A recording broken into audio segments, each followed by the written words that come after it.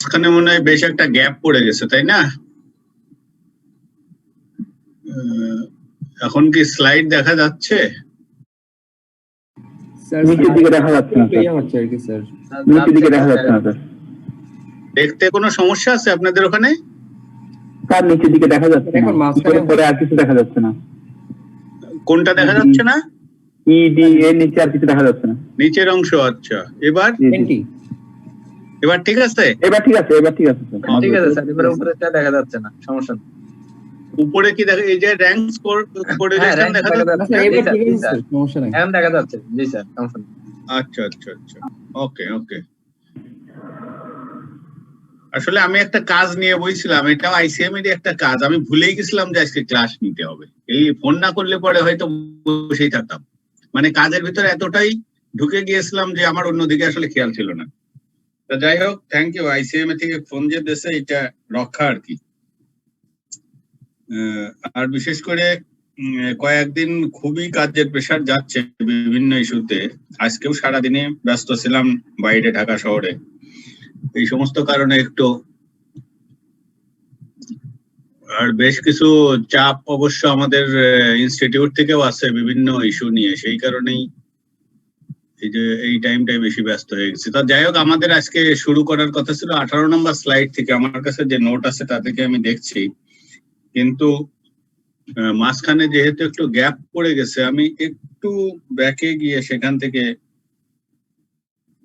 শুরু করতে যাচ্ছি আর কি। লাইনে থাকেন একটু, আমাদের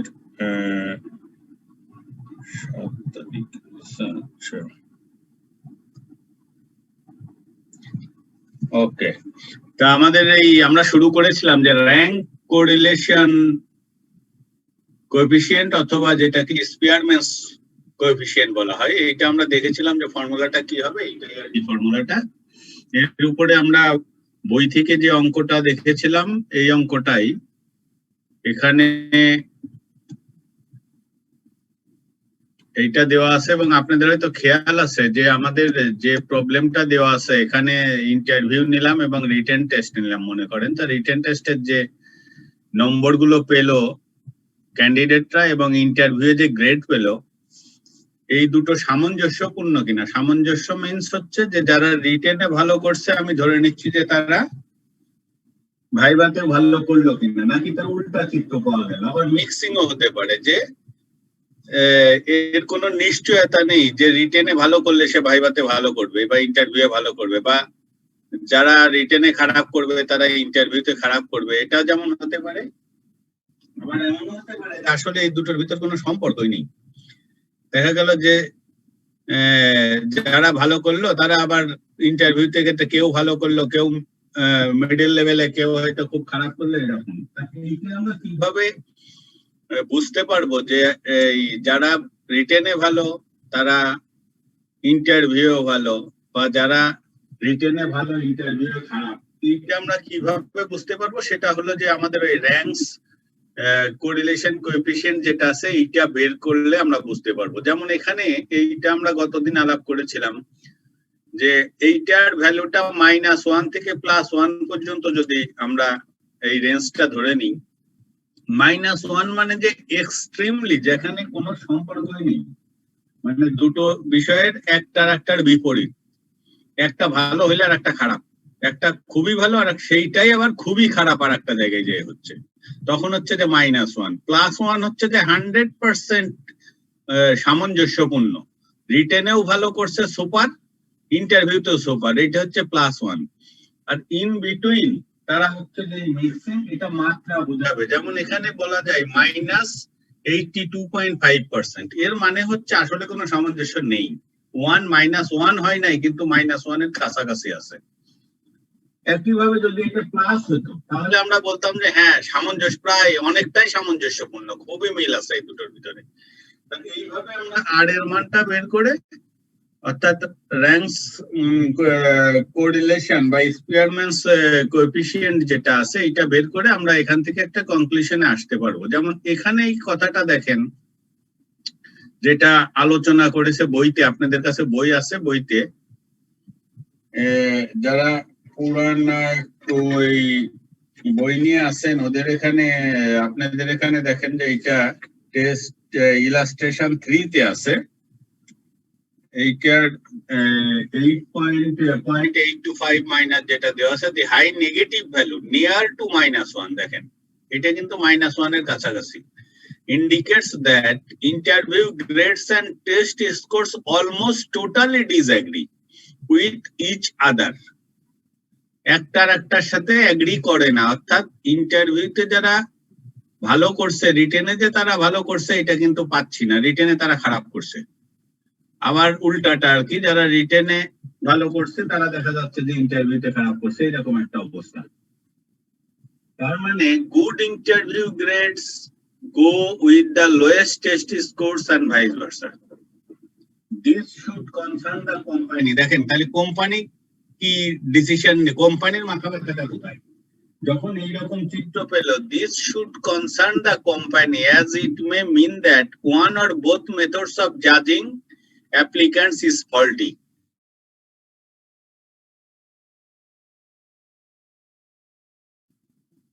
Proper না। The interpretation of R value is similar to that of small r. এর আগে আমরা যেটা স্মল r এর মানটা আমরা বের করেছিলাম, সেই পিয়ারসনস কোরিলেশন কোএফিশিয়েন্ট যেটা ছিল, এইটার ইন্টারপ্রিটেশন ওইটার ইন্টারপ্রিটেশন একই রকম। এইটা গেল একটা। এরপরে আমরা আরেকটা অঙ্ক দেখলাম, যেটা এই অঙ্কটা, এটাও বইতে আছে। এখানে ছিল হচ্ছে যে ওয়াইনের টেস্ট এবং প্রাইস, আমরা যেটার টেস্ট ভালো সেইটার প্রাইসও বেশি, এইরকম কনক্লুশনেই আমরা এক্সপেক্ট করি এইটাই, যে যেটা ভালো সেটার দাম বেশি হবে। কিন্তু এখানে কি বিষয়টা আসলে সেইভাবে ঘটছে কিনা? যখন টেস্ট করা হলো 1 2 3 4 আপ টু 8, এবং ধরে নেওয়া হচ্ছে যে এই যেটার টেস্ট সবচেয়ে ভালো সেইটার র্যাঙ্কিং এর দিক দিয়ে বেশির দিকে থাকবে আর কি। এই যে 8 7 6 এইগুলো ভালো দিক, ওটা হচ্ছে সবচেয়ে টেস্টের দিক দিয়ে র্যাঙ্কের সবচেয়ে উইক। আর প্রাইস তো দেখাই যাচ্ছে এখানে হাইয়েস্ট প্রাইস আছে 3.99। তা আমরা ধরে নিতে পারি যে 3.99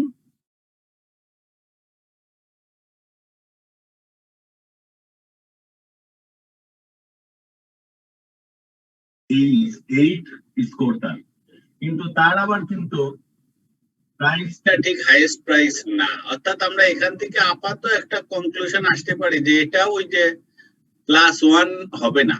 কারণ হচ্ছে কি, +1 হলে পরে ওই ঠিক এইটা সিরিয়াল অনুযায়ী দামেরও সিরিয়াল হতো। আমরা যদি অ্যানালাইসিসটার দিকে দেখি তাহলে দেখবো, দেখেন ওই দিন আপনাদের হয়তো খেয়াল আছে যে এই যে 7.5 কোত্থেকে আসলো, বা 3 3 3 তিন জায়গায় 3 হলো কেন, এটা নিশ্চয়ই আপনাদের খেয়াল আছে। আজকে নতুন করে মনে হয় বোঝানোর প্রয়োজন হবে না, তারপরেও কারো সমস্যা থাকলে বলবেন। আজকে কিন্তু স্টুডেন্ট সংখ্যা অনেক কম, অনলি 24। আমি জানি না অনেকে এক্সামশন পেয়ে এখান থেকে মানে রিলিফ পেয়েছেন কিনা। রেজাল্ট তো অনেক আগেই দিয়েছে। ও, তাহলে পরে তো গত দিনও অনেক বেশি ছিল, আজকে এরকম হলো কেন জানি না। আচ্ছা, এইটা আপনাদের সবার আশা করি খেয়াল আছে যে দেখেন আমরা প্রবলেমটার দিকে যদি তাকাই, এইটার র্যাঙ্কিং তো দেওয়াই আছে, এইটার কিছু করা লাগবে না।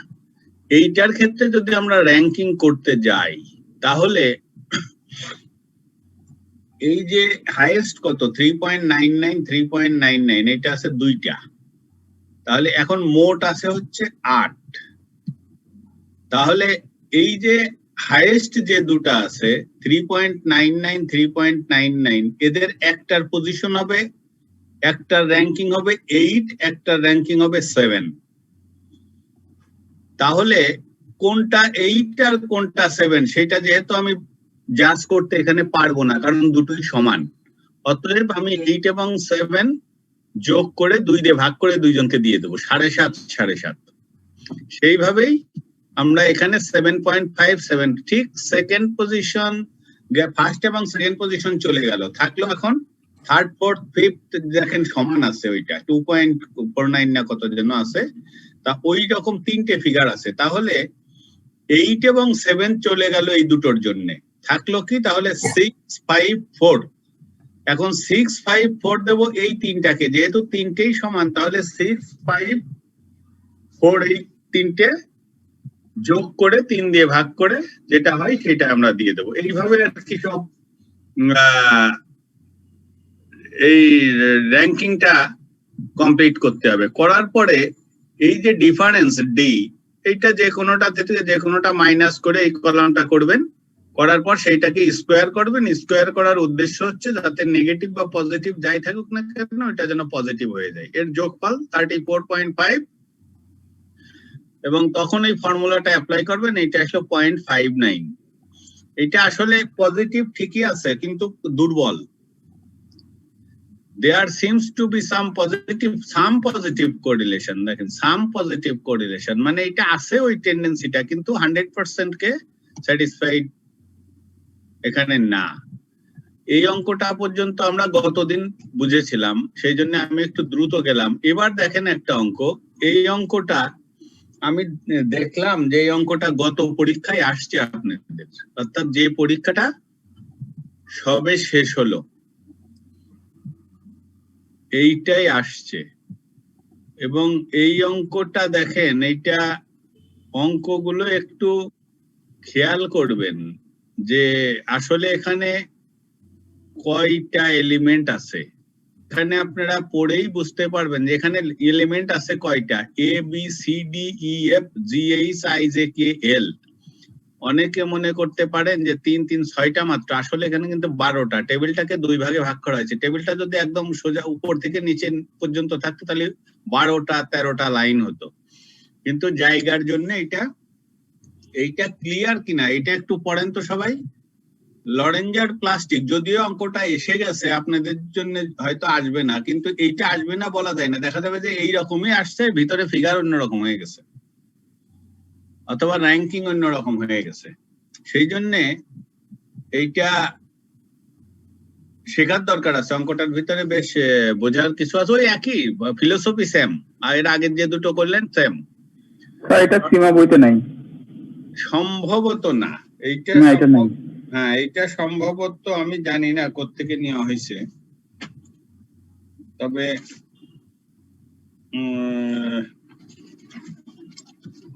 জানি না, হয়তো কোথাও থেকে নেওয়া হয়েছে পরিচিত, এখন হয়তো আমি নিজেও ভুলে গেছি যে কোত্থেকে নেওয়া হয়েছে। তা লরেঞ্জার প্লাস্টিক্স ইনকর্পোরেশন এটা নিয়ে আসছি এখানে ওই আপনাদেরকে একটু বোঝানোর জন্য।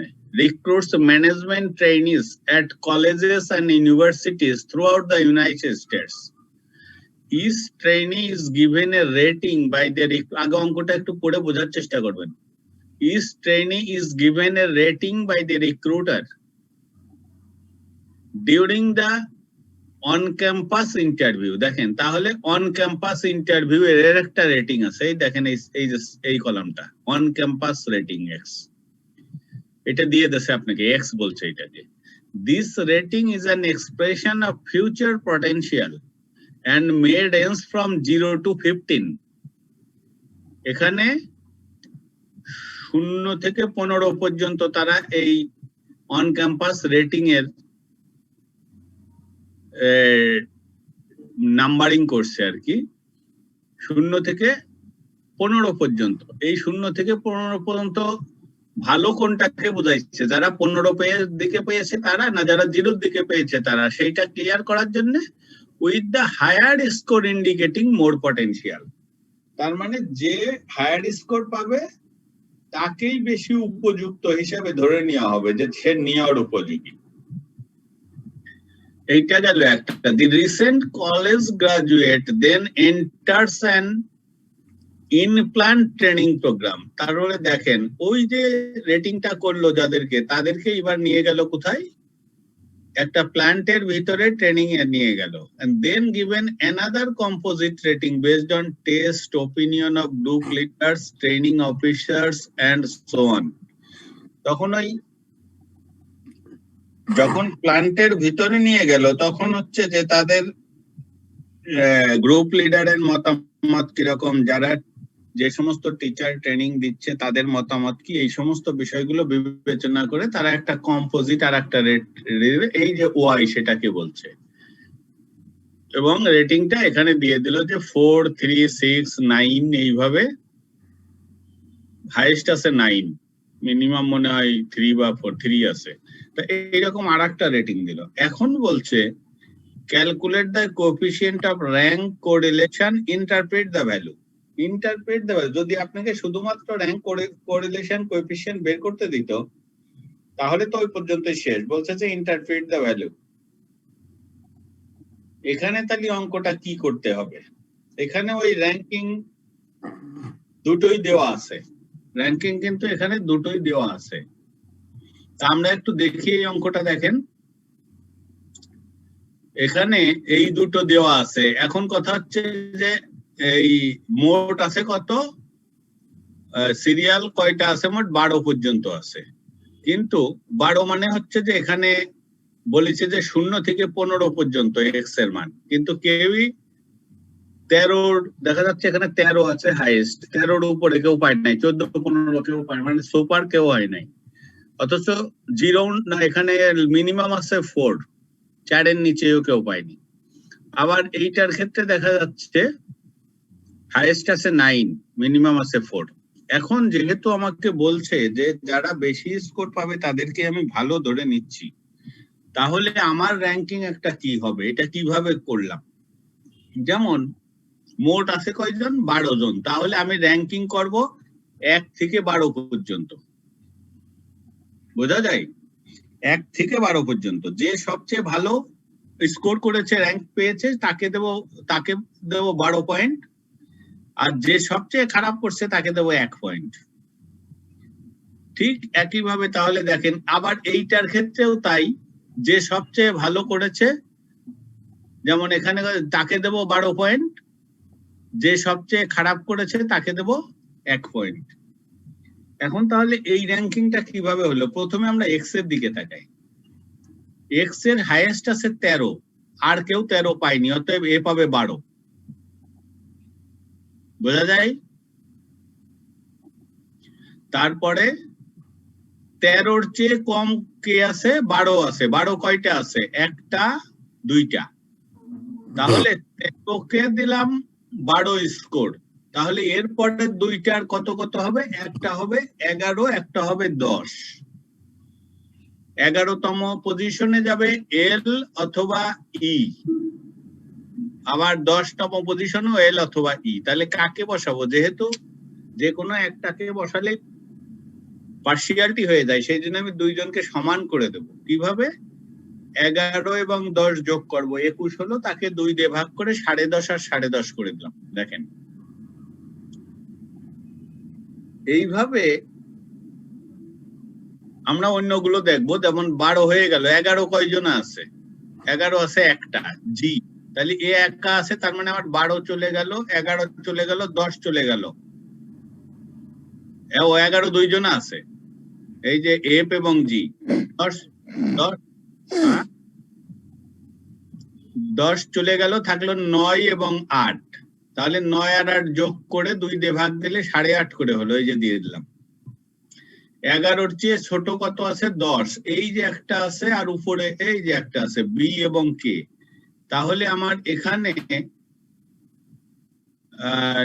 আর 9 এবং 8 চলে গেল, থাকলো হচ্ছে 7। এরপরে থাকলো 7 এবং 6, 7 আর 6 13, 13কে 2 দিয়ে ভাগ দিলে 6.5। তাহলে বি পাবে 6.5 আর কে পাবে 6.5। দেখেন এইভাবে বাকিগুলাকে কিন্তু আমি কমপ্লিট করব।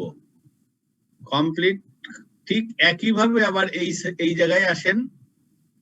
এই যে সেকেন্ড যে রেটিংটা ট্রেডিং এর ক্ষেত্রে, এখানে হাইয়েস্ট কত আছে? হাইয়েস্ট আছে 9। 9 কয়জনা পেয়েছে? 1, 2, 3, 4, 4 জনা পেয়েছে। 4 জনা। এখন 12 জনার ভিতর 4 জনাকে হাইয়েস্ট থেকে যদি আমি সাজিয়ে আসি তাহলে পাবো কত? 12, 11, 10, 9। তা 12, 11, 10, 9 যোগ করলে কত হয়? 12 আর 11 23, 23 আর 10 33 আর 9 42। 42কে, হ্যাঁ 42কে 4 দিয়ে ভাগ করে 10.5 না 10.5। এই দেখেন 10.5 একে দিলাম, একে দিলাম, একে দিলাম, একে দিলাম, ব্যাস 10.5। তাহলে 12, 11, 10, 9 এই চারটে চলে গেল। এরপরে আমার 8, 7, 6, 5 এইভাবে শুরু হবে। তাহলে 9 এর ছোট কে আছে? 9 এর ছোট 8 নেই, 7 নেই, 6 আছে। 6 আছে কয়টা? 1টা, 2টা, 3টা, 6 আছে 3টা।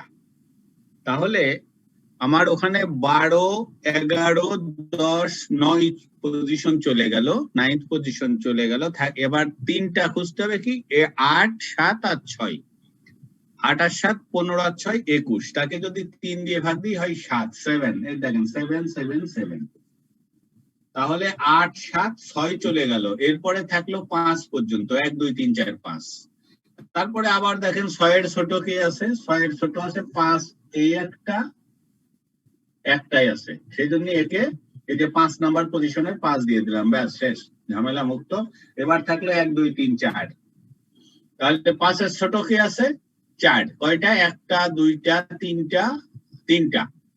3টার জন্য তাহলে এই পজিশন হবে হচ্ছে 4, 3, 2।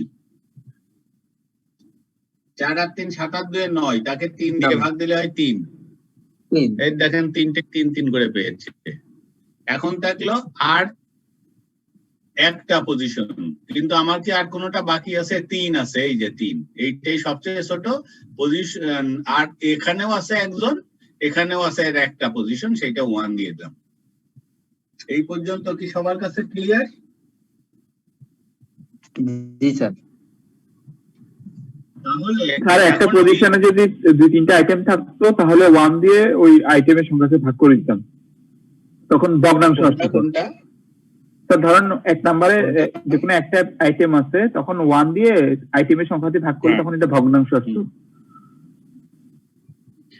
এটা আসলে যেহেতু মোট 12 জন ক্যান্ডিডেট, অতএব হাইয়েস্ট 12 ধরতে হবে আর কি। তারপরে দেখবেন যে ঠিক মিলে যাবে এইভাবেই। যদি লাস্টে যায় দেখা যায় যে সবচেয়ে ছোট নাম্বার পেয়েছে 2 জন, তাহলে আপনার পজিশনও দুটোই ভাগা থাকতো, তখন ওই দুটো যোগ করে 2 দিয়ে ভাগ করে দিতে হতো। ঠিক আছে? জি স্যার। এখন তাহলে আমার র্যাঙ্কিং, এইটা হলো তাদের রেটিং। এই রেটিং এর উপর ভিত্তি করে আমার র্যাঙ্কিংটা কমপ্লিট হয়ে গেল। এইটাই হলো ইম্পর্টেন্ট। এরপরে কিন্তু অঙ্কের আর তেমন কঠিন কিছু নাই। এই র্যাঙ্কিংটা যেন ঠিক মতো হয়, এই প্র্যাকটিসটাই করতে হয়। তাহলে এখন হচ্ছে ডি এর মান, ডিফারেন্স। যেমন প্রথম দুটো ডিফারেন্স 0.5, তারপরের দুটো ডিফারেন্স 3.5, তারপরের দুটো ডিফারেন্স 2, তারপরের দুটো ডিফারেন্স 0, তারপরে 3.5। এইভাবে প্লাস হোক মাইনাস হোক, আপনি যে কোনো একটা ফলো করবেন। এইটা মাইনাস ওইটা, অথবা ওইটা মাইনাস এইটা, যে কোনো একটা, দুটো মিক্স করেন না। মিক্স করলেও যে খুব সমস্যা আছে তাও না, একই হবে অ্যান্সার, কিন্তু একটা ধারা ফলো করেন। এখানে ডি এর মানটা বের হয়ে গেল। আসলে এই সামেশন ডি এর যোগফলটা এখানে দেওয়া আছে, এটা মিনিংলেস, এটা কোনো দরকার নেই। সামেশন ডি তো আমার দরকার নেই, শুধু কনফিউশন। ওকে, তাহলে এরপরে ডি স্কোয়ার বের করেন। কোনোটা মুখে মুখেই পারবেন, যেমন 0.5, কিন্তু 0.5 কে মুখে মুখে করতে যাই একটু সাবধান। 5 পাঁচা 25, এখন দশমিক বসাবেন কোথায়, সেইটা যদি ক্লিয়ার কোনো আইডিয়া না থাকে তাহলে ক্যালকুলেটর ইউজ করবেন। অনেকের কিন্তু আমাদের এখানে সায়েন্সের স্টুডেন্ট খুব কম আছে, যার ফলে তারাই হয়তো কিছু কিছু মুখে মুখে পারবে, তাও সবগুলো পারবে না। কারণ আমি নিজে জানি, একটু দুশ্চিন্তা থেকে যায়, পারলেও মনে হয় যেন যে ক্যালকুলেটরটা একটু টিপে দেখি। তা সেই জন্য ক্যালকুলেটর দিয়ে এইগুলো করবেন, করে তারপরে এটা যোগ করবেন। যোগ করলে হচ্ছে 78.5। এখন এই ফর্মুলাটা লেখেন, দেখেন 6 ইন্টু সামেশন ডি স্কোয়ার হচ্ছে এইটা, এইটাই হচ্ছে সামেশন ডি স্কোয়ার। এই সামেশন ডি স্কোয়ার তাহলে 6 ইন্টু 78.50 ডিভাইডেড বাই এন এর মান 12, যেহেতু এখানে মোট 12 জন আছে ক্যান্ডিডেট। 12 into 12 square minus 1। এখানে একটা বিষয় বলি, অনেক স্টুডেন্ট অনেক সময় ভুল করে কি, এই যে 1 মাইনাস এইটা দিতে আর খেয়াল রাখতে না, শুধু এই ফর্মুলাটা এইটুকু লিখে মনে করে যে ফর্মুলা মনে হয় কি, পরে দেখা যায় যে এই জায়গাটাই 1 এর চেয়ে বেশি চলে আসলো, এটা এখানে প্রযোজ্য নয়। এটা খেয়াল রাখবেন। তাহলে আমাদের অ্যান্সার আসলো কি 0.726। 0.726 এটার মানে কি মিন, এটা আমরা কি বুঝি, ইন্টারপ্রিটেশন এখন আসবে। এটা কিন্তু দেখেন -1 to +1 স্কেলটা যদি চিন্তা করেন তাহলে এটা +1 এর কাছাকাছি। তার মানে এই যে দুটো ট্রেনিং বা রেটিং করা হলো, একটা অন ক্যাম্পাস রেটিং আর একটা হলো ট্রেনিং এর রেটিং, এইটা মোটামুটি সামঞ্জস্যপূর্ণ। মানে যারা অন ক্যাম্পাস রেটিং এর দিয়ে আমি যাদেরকে ভালো হিসাবে চিহ্নিত করেছিলাম, ট্রেনিং এও দেখা গেল মোটামুটি তারাই ভালো করেছে। এখানে এই কথাটা দেখেন কি আছে, the value of 0.726 indicates a strong positive association between the ratings of the on-campus recruiter and the ratings of the training staff. The graduates that received high ratings from the on-campus recruiter also tended to be the ones that received the high rating from the training staff. দেখেন এটা বোঝা যায় কিনা?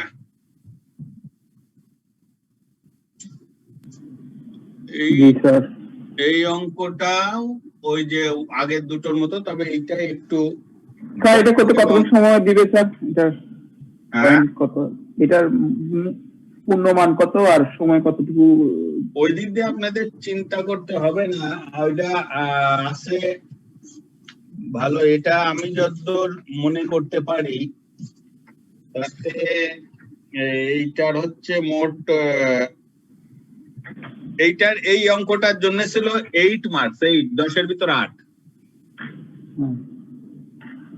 ঠিক আছে, অথচ সময় কতটুকু লাগতে পারে স্যার? কতটুকু লাগানো সময় আপনাদের পরীক্ষায় 10টা কোশ্চেন থাকে। আচ্ছা ওই সময় ওইভাবে চিন্তা করেন না, মনে করেন যে 100 মার্কসের জন্য আপনার 180 মিনিট সময় দেওয়া আছে, তাই না?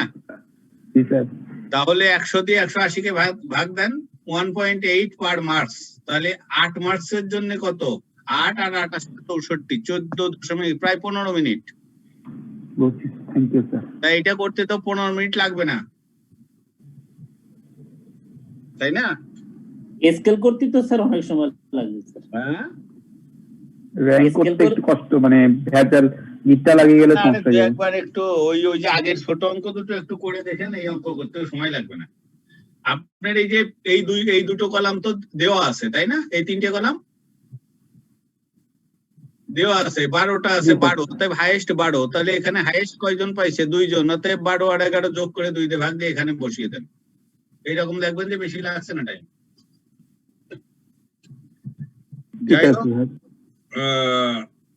আবার দেখা যায় যে অনেক অঙ্ক আছে এমনি দেখা যায়, মনে করেন যে একটা অঙ্কের আছে 3 মার্কস দেওয়া, 3 মার্কস দিয়ে অনেকে দেখা যায় কি এইটা 1 পৃষ্ঠার 4 ভাগের 1 ভাগ এইটুক জায়গার ভিতর অঙ্কটা করে দিছে, করে নিয়ে ফুল মার্কস সে নিয়ে এনেছে।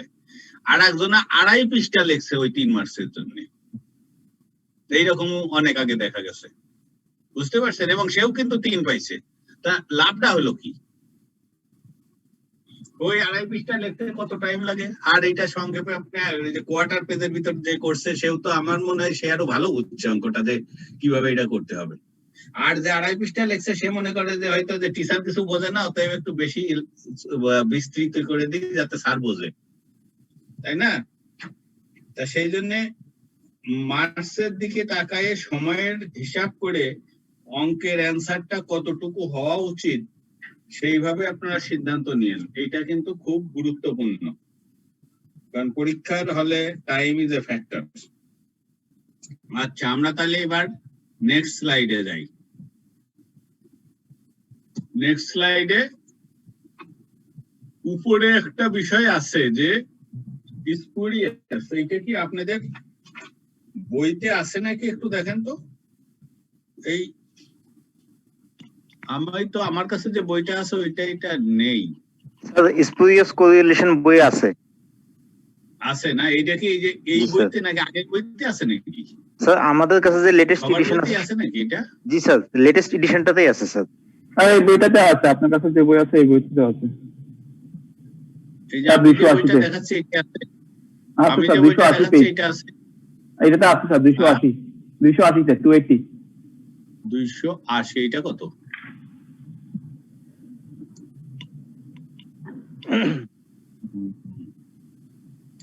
281, তাহলে এর উপরের দিকে আছে তাই না? জি স্যার।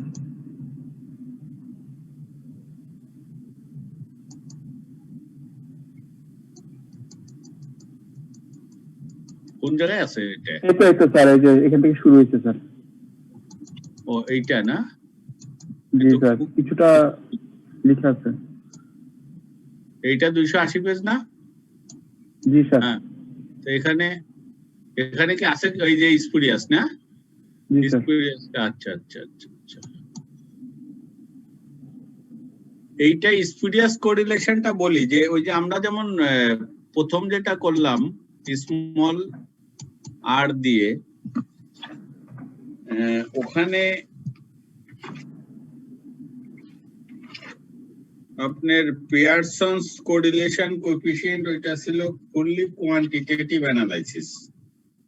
এখন আমরা র্যাঙ্কস যেটা করলাম ওইটা কিন্তু ওই যে আসলে ঠিক ওইভাবে কোয়ান্টিফাই করা যায় না, এটা কিছুটা ধরে নেওয়া হয়। কারণ 1 2 3 4 করে গুণে আপনি কিছু কাউন্টেবল ইনফরমেশন আনবেন, সেইটা আর একজন দুইজন স্টুডেন্টের ভিতরে কে ভালো কে মন্দ এইটা আপনি নিজে কথা বলে বা একটা পরীক্ষা নিয়ে তাদেরকে মার্কস দিবেন, এই দুটো কিন্তু এক জিনিস না।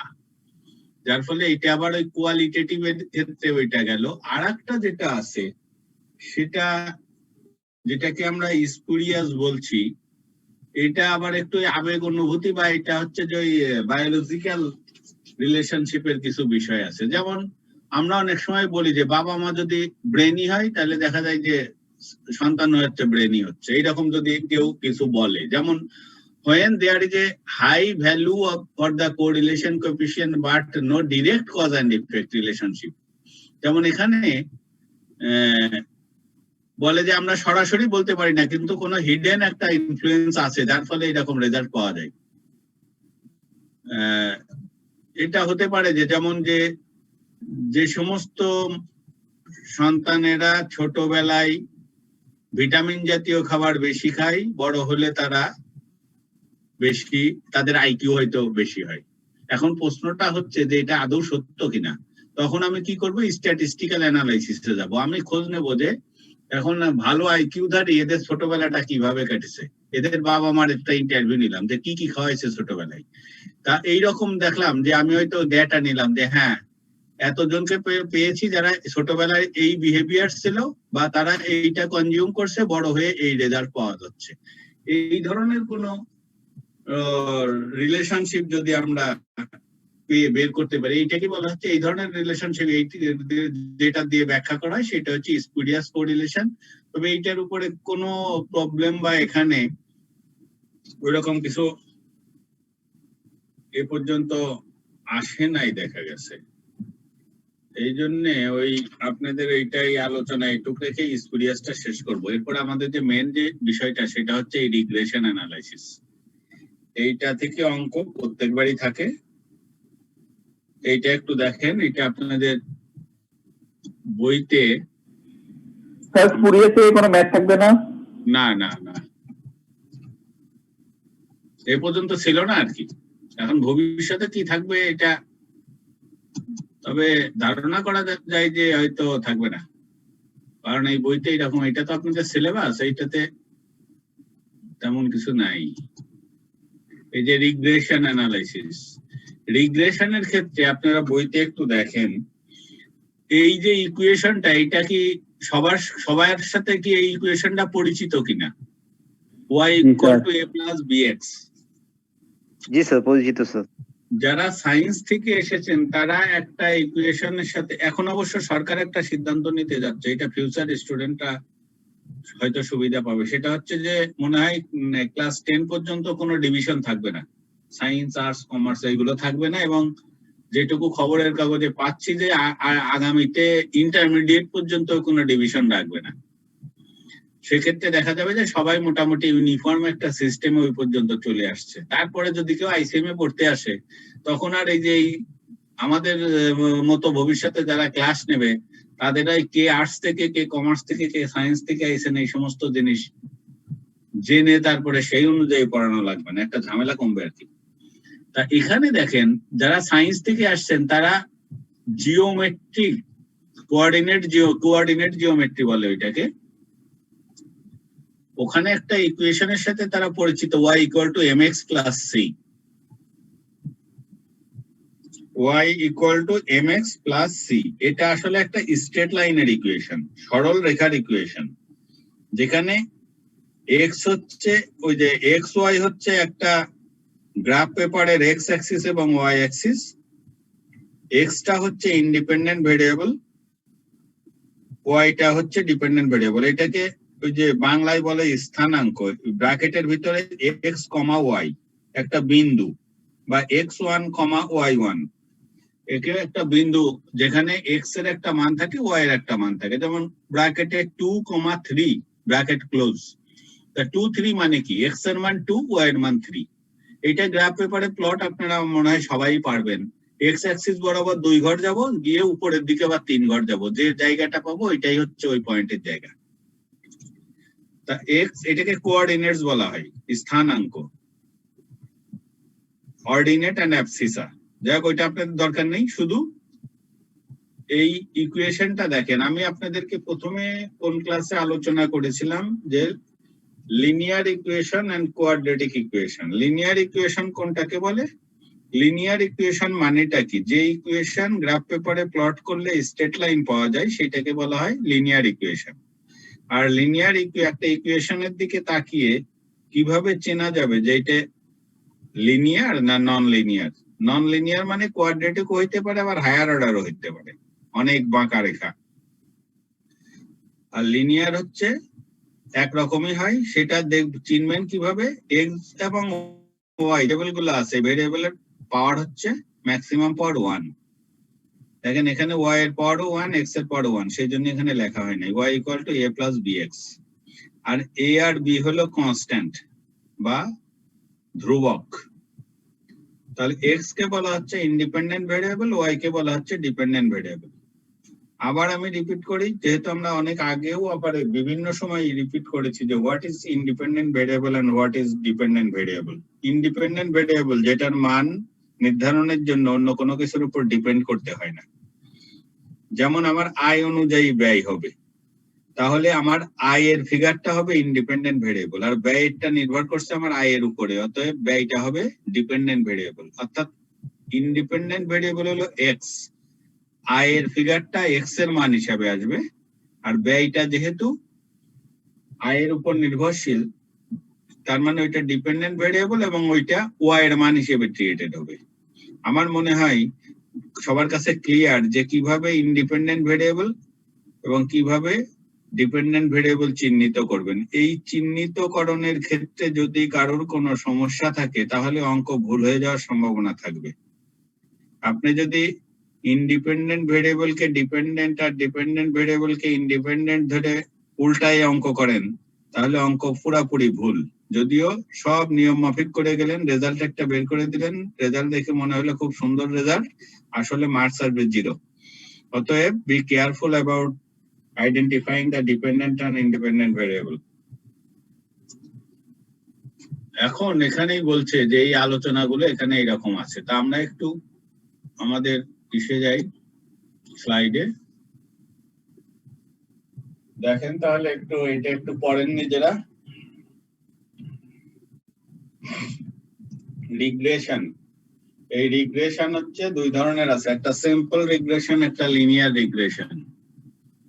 অনেক সময় থিওরিও আসছে মনে হয় অতীতে, এরকম একটা দেখেছিলাম যে বিভিন্ন ধরনের রিগ্রেশন মডেলের বর্ণনা করেন, তখন এই যে 2 ধরনের আছে। Actually a regression model is a mathematical equation that describes the relationship between 2 or more variables. Be careful about these 2 terms, 2 or more variables.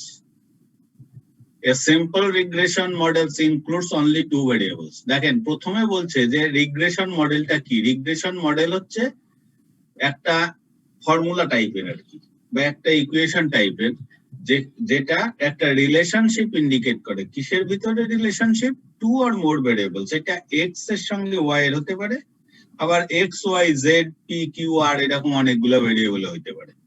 R simple regression বলা হচ্ছে সেইটাকে যেটা শুধুমাত্র 2টো ভেরিয়েবলের ভিতরে রিলেশনশিপ ইন্ডিকেট করে, একটা ইন্ডিপেন্ডেন্ট একটা ডিপেন্ডেন্ট। দেখেন একটু খেয়াল রাখার চেষ্টা করবেন কমপক্ষে পরীক্ষা পর্যন্ত, কারণ আমার নিজেরই এগুলো খেয়াল থাকে না। এই যখন আপনাদের পড়াই তখন আবার একটু দেখি, আবার দেখা যাবে না যে আর এদিকে খেয়াল নেই। এই লিনিয়ার রিগ্রেশনটা কি বলছে? এইটাও সিম্পল রিগ্রেশন। এই যে সিম্পল রিগ্রেশন প্রথমে যেটা হলো, এটাও এ সিম্পল রিগ্রেশন মডেল। তার মানে এখানেও এই লিনিয়ার রিগ্রেশনও দুটো variable, that gives a straight line. Linear মানেই হচ্ছে স্ট্রেট লাইন, খেয়াল রাখবেন। Straight line relationship between two variables called a linear regression model. এবং the equation of a linear relationship between two variables x and y is written as y equal to a plus bx, where a and b are numbers or constants বলতে পারেন, numbers or constants। আপনাদের সিলেবাসে শুধু এই linear regression মডেলই আছে, সবচেয়ে সহজ আর কি, সিম্পল যেটা। এই পর্যন্ত কি সবার ক্লিয়ার? রিগ্রেশন ফর্মুলা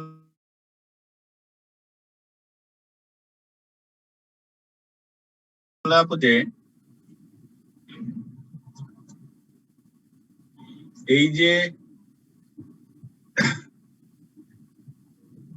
চারটে লেটার আছে ওয়াই এ বি এক্স,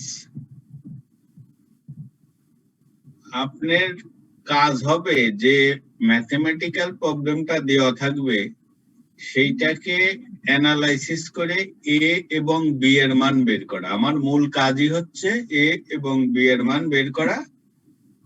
ওই দুটো মান বের করে এখানে যদি বসিয়ে দিতে পারেন তাহলে আপনি যে ইকুয়েশনটা পাবেন ওইটাই হলো রিকোয়ার্ড রিগ্রেশন ইকুয়েশন। মূল কাজ হবে এ এবং বি এর মান বের করা। আমরা এরপরে ওই প্রবলেমে যাব, তবে তার আগে খেয়াল রাখেন এই যে এ এবং বি এর মান বের করা, এই বিটা হচ্ছে আমরা বলি স্ট্রেট লাইনের স্লোপ বা ঢাল, স্লোপ। এই বিটার মান বের করার সময় আপনাদেরকে একটু ব্যাকে খেয়াল করতে হবে, যেটা আমরা এই চ্যাপ্টারে প্রথম দিকে করেছি, পিয়ারসনস কোরিলেশন কোএফিসিয়েন্ট। ওই ফর্মুলাটার মোটামুটি ওই ফর্মুলাটাই আর কি, একটু চেঞ্জ আছে এটা আমরা দেখবো। তা এই বি এর মানটা আগে বের হয়ে যাবে, এই বি এর মানটা ওই ফর্মুলার সাথে বের করার পরে আর বাকি থাকলো এর মানটা। এর মানটা হবে ওয়াই এবং এক্স এর গড় মানের উপর নির্ভরশীল। ওয়াই এবং এক্স এর গড় মান বের করলে, অর্থাৎ এখানে যদি আপনি বি এর মান পেয়ে যান এবং সেখানে যদি ওয়াই এবং এক্স এর মান বসিয়ে দিতে পারেন তাহলে এর মান অটোমেটিক বেড়ে যাবে। কিন্তু ওয়াই এবং এক্স এর তো অনেকগুলো মান দেওয়া থাকে, আমি কোনটা বসাবো হচ্ছে ওই সবগুলো ওয়াই এর গড় মানটাকে এবং সবগুলো এক্স এর গড় মানটাকে, তাহলে এর মানটা বের হয়ে যাবে। তাহলে আমরা একটু দেখেন এরপরে স্লাইডটা, এইটা একটু খেয়াল করেন। এই যে পদ্ধতিতে এটা বের করা হয়েছে এটাকে বলা হয় the least square criteria, the least square method। প্রথম বি এর যে ফর্মুলাটা আছে ওইটাও দেখেন, আর ওই যে আপনারা একটু আপনাদের বইতে প্রথম দিকে একটু পৃষ্ঠাটা উল্টান, যেখানে পিয়ারসনস কোরিলেশন কোএফিসিয়েন্টটা ফর্মুলাটা আছে। আমি একটু বইতে যাই, এইটা রিগ্রেশনে এটা পরে আসি, একটু প্রথম দিকে যাই। এই যে এইটাও গেলাম এবং এইটাও গেলাম। দেখেন এইটা কি আছে উপরে, n summation x into y minus summation x into summation y, আর নিচেই আছে n into summation x square minus summation x whole square। উপরে যেটা আছে এখানে y এর জায়গায় যদি x বসিয়ে দেন তাহলে নিচেরটা হয়ে যায়। উপরে আছে n into summation x into y, এখানে y এর জায়গায় x বসাইলে x into x x square হয়ে যায়, অর্থাৎ এই নিচেরটা সমান। আর উপরেরটাই যদি y এর জায়গায় x বসান তাহলে এইটাও সামেশন x এইটাও সামেশন x, তাহলে সামেশন x হোল স্কয়ার হয়ে যায়। এইটা হলো মনে রাখার সহজ নিয়ম। আর যদি ওই পিয়ারসনস কোরিলেশন কোএফিসিয়েন্টে যান, দেখেন এইটার উপরে যা আছে আপনার ওই বি এর মানের ফর্মুলার উপরে কিন্তু তাই আছে, নিচেই এই সেকেন্ড ব্র্যাকেটটা নাই।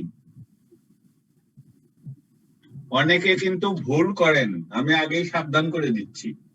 ওই যে যেই রিগ্রেশন ইকুয়েশন বের করতে বলবো তখন বি ইকুয়াল টু এই ফর্মুলা বসিয়ে বসে থাকবেন, দিয়ে অঙ্কটা পুরাটা শেষ। খেয়াল রাখবেন এই যে ওই বি এর সাথে এই পিয়ারসনস কোরিলেশন কোএফিসিয়েন্ট যে ফর্মুলা আর এর স্মল আর এর যে ফর্মুলা, এই দুটো অনেকটা একই রকম, শুধুমাত্র পিয়ারসনস এর নিচের দিকে সেকেন্ড ব্র্যাকেটের পার্টটাকে বাদ দিলে বি এর মানের সমান হয়ে যায়। তা এইটা একটু খুব ভালো করে মনে রাখবেন, এটা কিন্তু স্টুডেন্টরা পরীক্ষার খাতায় সাংঘাতিক ভাবে এই ভুলটা করে থাকে।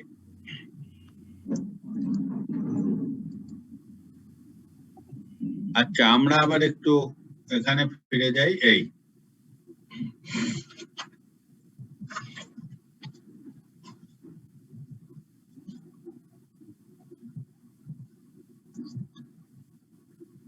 এখানে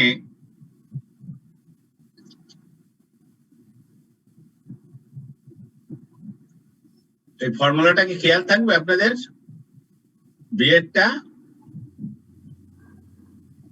স্যার মনে রাখার চেষ্টা করো। আরে সহজ জিনিস, হ্যাঁ, থাকবে একবার স্যার। এখনই কলম দিয়ে লেখেন, দেখবেন মনে থাকবে। জি স্যার। আর এই জায়গায় যখন বি এর মানটা বের হয়ে গেল তখন আমি বললাম যে এর মান বের করতে গেলে কিন্তু এই যে দেখেন এই ফর্মুলা, ওই যে ইকুয়েশনটা আপনি যদি এ ইকুয়াল টু কত হয়, এ ইকুয়াল টু এই প্লাস বিএক্স কে ওই পাশে নিয়ে যাবেন, তাহলে কি হবে ওয়াই মাইনাস বিএক্স। ঠিক এইটা তাই, তবে দেখেন এক্স এবং ওয়াই এর মাথার উপরে আবার দুটো দাগ বার দেব, দেওয়া আছে।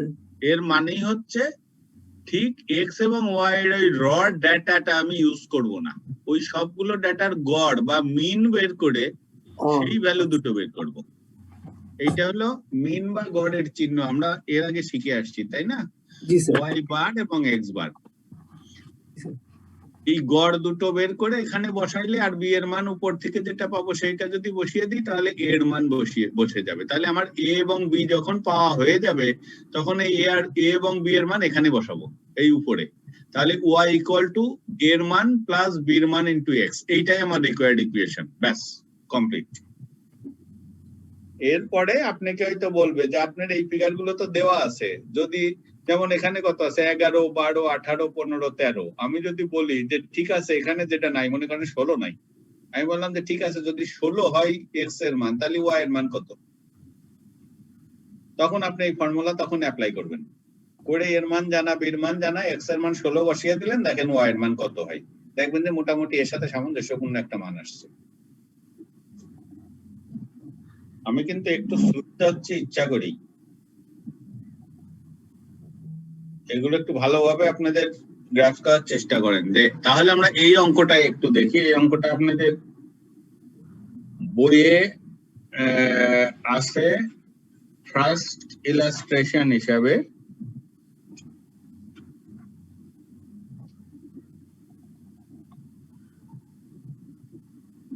আচ্ছা, আমাদের ক্লাস আর কয়টা আছে? আমাদের ক্লাস কয়টা আছে? আজকে তো স্যার 21তম ক্লাস নেবি। আজকে হচ্ছে 22 নম্বর ক্লাস মনে হয় শেষ হচ্ছে, আর আছে 8টা ক্লাস তাই না? স্প্রেডশিটে একটা হইলেই হবে, আর থাকবে 7টা। এই 7টা হচ্ছে ফোরকাস্টিং এবং ফিনান্সিয়াল ম্যাথমেটিক্স হয়ে যাবে।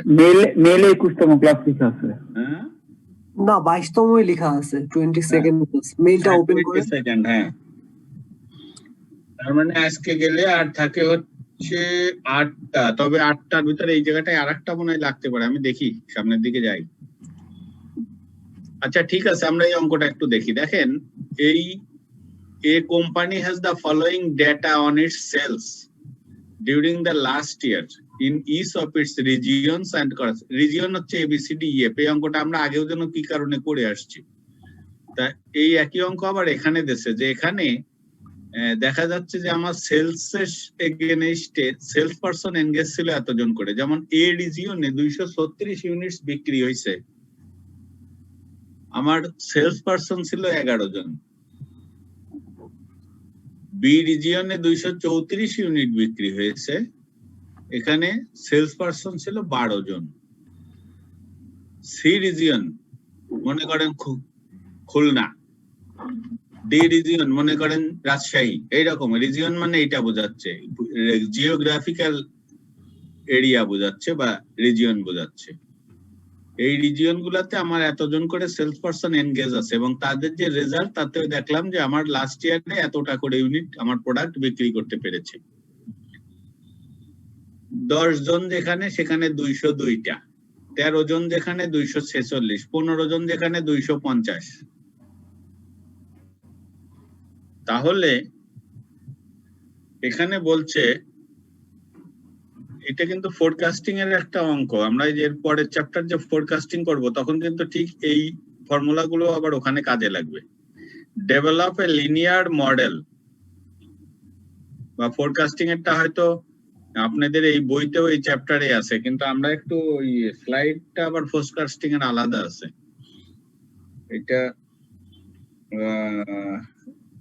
এক এক বইতে এক এক জায়গায় এটা প্লেস করছে। ডেভেলপ এ লিনিয়ার মডেল, দেখেন এখানে আপনি কোশ্চেনটা খেয়াল করেন, develop a linear model for forecasting sales from the number of sales person. Forecast আচ্ছা এই পর্যন্তই ধরেন, নাম্বার অফ সেলস পারসন। আপনাকে কিন্তু কোথাও বলছে না যে রিগ্রেশন ইকুয়েশন বের করেন, বুঝতে পারছেন? জি স্যার। তার মানে এই অঙ্কটা পেয়ে আবার মনে করবেন যে স্যার তো পড়ালো রিগ্রেশন ইকুয়েশন, এর উপরে তো কোনো অঙ্কই আসে নাই, কিন্তু এইটাই কিন্তু রিগ্রেশন ইকুয়েশনের অঙ্ক। কোনো কোথাও বলা হয় নাই যে ফাইন্ড দ্য রিগ্রেশন ইকুয়েশন, আপনাকে বলা হয়েছে ফোরকাস্ট করেন। আর এইটার কারণ হচ্ছে যে রিগ্রেশন ইকুয়েশন আপনাদেরকে শিখিয়ে দেওয়া হচ্ছে, বাস্তব জীবনে তো আর আপনারা কেউ ওই রিগ্রেশন ইকুয়েশন ব্যবহার করবেন না কি করবেন এগুলো বলবে না। প্রবলেমের ধরন দেখে আপনি সিদ্ধান্ত নেবেন যে এটা কোন টুলসটা অ্যাপ্লাই করলে পরে আমার এই প্রবলেমটা সলভ হবে। তখন দেখবেন মনে পড়বে যে এইরকম একটা কিছু তো শিখেছিলাম, তখন হয়তো ফর্মুলা মনে থাকবে না কিন্তু জানবেন যে কোন জায়গায় খোঁজ করলে এই ফর্মুলা পাওয়া যাবে, তখন সলভ এইভাবে করবেন। প্র্যাকটিক্যালি বাস্তব জীবনে এটাই হয়, আমরা যা শিখবো তার কোনো কিছুই কিন্তু ওখানে হুবহু পাবো না, সব উল্টাপাল্টা পাবো, ওর ভিতর থেকে আমাদেরকে সিদ্ধান্ত নিতে হবে। তাহলে এখানে develop a linear model for forecasting sales. এখন তাহলে দেখেন এই যে দুটো কলাম, এখানে ডিপেন্ডেন্ট কোনটা আর ইন্ডিপেন্ডেন্ট ভেরিয়েবল কোনটা? ইন্ডিপেন্ডেন্ট সম্ভবত সেলস পারসন আর সেলসটা সম্ভবত ডিপেন্ডেন্ট। অন্যরাও একটু খেয়াল করেন, যদি কারোর বুঝতে কোনো কনফিউশন থাকে আপনারা প্রশ্ন রেজ করবেন, কারণ স্যার এখানে সেলস পারসনের উপর ম্যাক্সিমাম সেলস ইউনিটটা ভ্যারি করে। এইটাই আমরা সাধারণত সেলস পারসন নিয়োগ দিই আমাদের সেলস বাড়ানোর জন্য, এবং তাদেরকে আমরা বছরে একটা টার্গেট করে দিই যে এত সেলস করতে হবে, যার ফলে দেখা যাচ্ছে সেলসটা ডিপেন্ড করে সেলস পারসনের উপরে। জি স্যার। তাহলে আমরা এর পরের সলিউশনে যাই, যে এটা এর পরের যে সেকেন্ড অংশটা, যখন আমি ইকুয়েশনটা বের করে ফেললাম তখন বলছে forecast the number of sales that would be expected next year in regions that employed. দুটো অঙ্ক আছে, একটা হলো 25, যদি এখানে দেখেন এই ফিগার গুলোর ভিতরে কিন্তু 14 ডিজিটটা নাই, 25ও নাই। জি স্যার। বলছে যে 14 জন সেলস পারসন যে রিজিয়নে আমি দেব সেখানে কত সেলস হইতে পারে, আবার 25 জন সেলস পারসন যেটা দেব সেটা কতজন হতে পারে। 14 জনটা এখানে একরকম ব্যাখ্যা হবে, 25 জনেরটা আর এক রকম ব্যাখ্যা হবে, ওইটা আমি পরে বলবো, আগে অঙ্কটা কিভাবে সলভ করবে এটা দেখেন।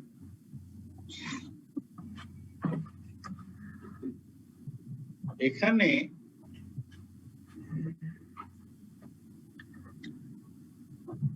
দেখেন আমি ওই অঙ্কটাই এখন কিন্তু আর ওই যে এর আগের অঙ্কে যে উপরে এই যে রিজিয়ন সেলস পারসন এগুলো লিখি নেই, না লিখে আমি লিখলাম এক্স ওয়াই এই দুইটা। রিজিয়ন আমার দরকার নেই, আমার দরকার শুধু ওই যে ফিগার গুলা। এক্স কি আমরা জানি, ওয়াই কি সেটাও আমরা জানি। এক্স মানে কি? এক্স মানে ইন্ডিপেন্ডেন্ট ভেরিয়েবল। জি স্যার। সেই জন্য দেখেন ওই যে সেলস পারসন যে ইন্ডিপেন্ডেন্ট ভেরিয়েবল সেইটা এক্স এর নিচে আসলো, আর ওয়াই ডিপেন্ডেন্ট ভেরিয়েবল হলো সেলস ইউনিটস, ওইটা আসলো ওয়াই এর নিচেই। এখানে আমি আরেকটা সাবধানতা আপনাদের জন্য একটু উল্লেখ করতে চাই। অনেকেই কিন্তু আন্দাজে মারেন কোনটা এক্স কোনটা ওয়াই, পরে দেখা যায় যে এক্স কে ওয়াই, ওয়াই কে এক্স ধরে এই ওয়াই এখানে দিচ্ছেন, এক্স দিচ্ছেন এখানে, পুরা অঙ্কটাই উল্টাপাল্টা। ওইটা আবার আর এক জিনিস, কিন্তু ওইটা কিন্তু এই জিনিস না। ওইটারও একটা মিনিং আছে, কিন্তু আপনাদেরকে এখানে সেই জিনিস শেখানো হচ্ছে না। এখানে শেখানো হচ্ছে যে independent variable x, dependent variable y. আপনাকে যে প্রবলেমটা দেওয়া থাকবে, এখানে দুটো ভেরিয়েবল থাকবে, আপনাকেই অ্যানালাইসিস করে চিন্তা করে বের করতে হবে যে কোনটা ইন্ডিপেন্ডেন্ট ভেরিয়েবল বা এক্স এর মান, কোনটা ডিপেন্ডেন্ট ভেরিয়েবল বা ওয়াই এর মান।